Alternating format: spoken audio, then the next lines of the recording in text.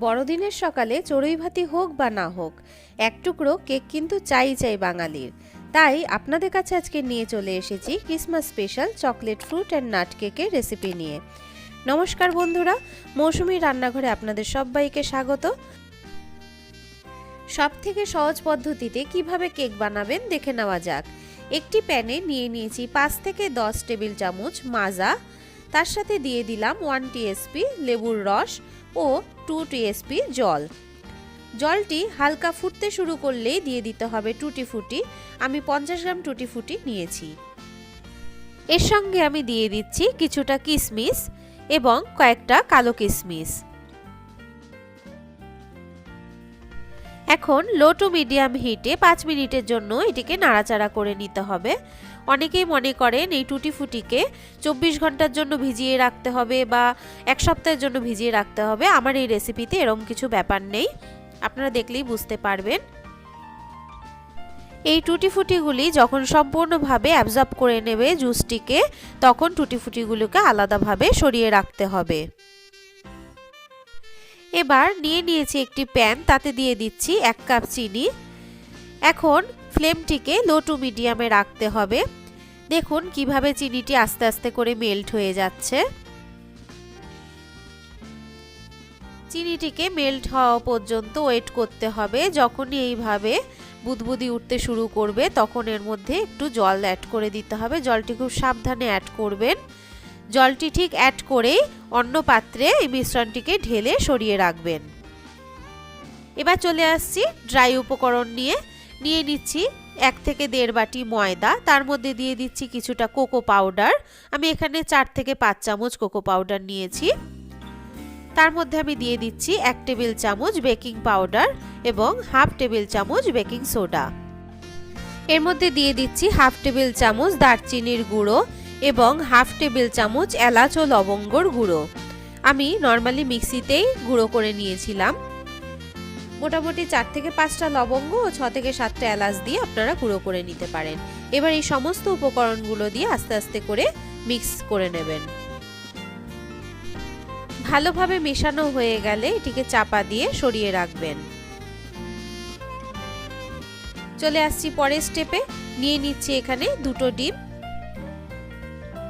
ডিমের ওপরে দিয়ে দেব 1 টেবিল চামচ রিফাইন্ড তেল।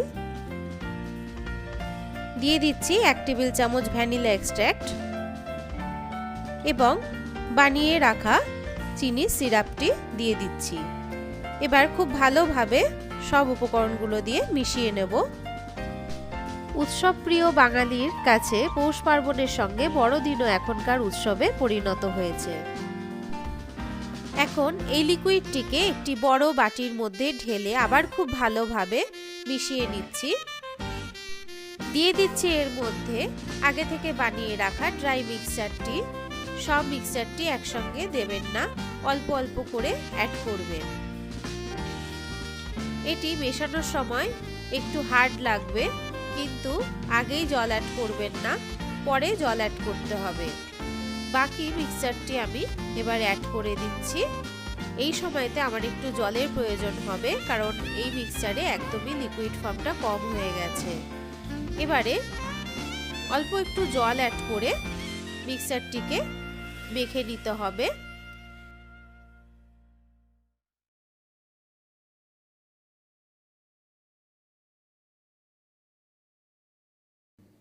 আরেকটু পাতলা করার জন্য এর মধ্যে আমি আরও একটু অল্প করে জল অ্যাড করছি। এবার এই মিক্সচারটির মধ্যে 1 কাপ পাউডার সুগার, মানে গুঁড়ো করে নেওয়া চিনি, আমি মিক্সিতেই গুঁড়ো করে নিয়েছিলাম, 1 কাপ পাউডার সুগার আমি এর মধ্যে অ্যাড করে দিয়ে আবার খুব ভালোভাবে মিশিয়ে নিচ্ছি। আমি ঠিক যেভাবে জল অ্যাড করছি আপনারা ঠিক সেইভাবেই অল্প অল্প করে জল অ্যাড করে করে এই মিক্সচারটিকে বানিয়ে নেবেন। কেক বানানোর আগেই অনেকে খুব ঘাবড়ে যান যে হয়তো অনেক ইনগ্রেডিয়েন্টস লাগবে বা কিভাবে বানাবো, হয় পুড়ে যাবে না শক্ত হয়ে যাবে, মানে এরকম অনেকেরই অনেক ধরনের সমস্যা হয়ে থাকে। কিন্তু আমি আজকে যেই প্রসেসটি বলছি এই পদ্ধতিতে করলে আপনাদের কোনো অসুবিধা হবে না একটি কেক বানাতে। এখন আমি এই মিক্সচারটির মধ্যে ড্রাই ফ্রুটস অ্যাড করে দিচ্ছি। তার মধ্যে আমি নিয়ে নিচ্ছি কিছুটা চেরি, কাজু বাদাম, আমন্ড, আখরোট, কিশমিশ এবং ওই বানিয়ে রাখা টুটি ফুটিগুলো আমি এর মধ্যে অ্যাড করে দিয়ে আবার খুব ভালোভাবে মিশিয়ে নেব।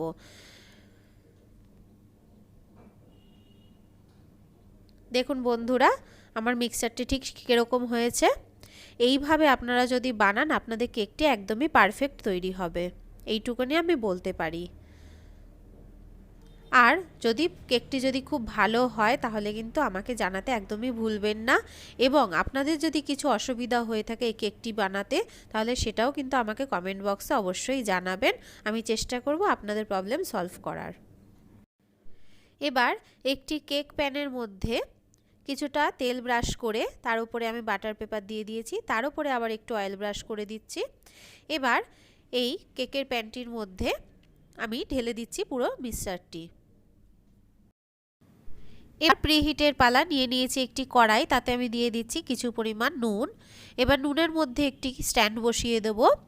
এই স্ট্যান্ডটিকে বসিয়ে ঢাকনা লাগিয়ে দেব। ঢাকনাটা লাগিয়ে 10 থেকে 15 মিনিট মিডিয়াম হিটে কড়াইটিকে প্রিহিট করে নেব। আপনাদের ঢাকনাতে যদি এরকম কোনো ছিদ্র থাকে সেটাকে অ্যালুমিনিয়াম ফয়েল দিয়ে এভাবে আটকে দেবেন। এই সময়তে কেকটিকে ডেকোরেট করে নিতে হবে।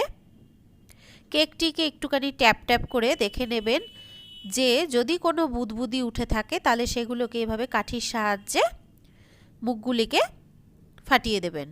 এবার এই কেকটির ওপরে আমি ড্রাই ফ্রুটস দিয়ে আমি এইভাবে ডেকোরেট করছি। আপনারা চাইলে নর্মালও রাখতে পারেন, কোনো ব্যাপার না, কেকটার স্বাদ হবে অতুলনীয়।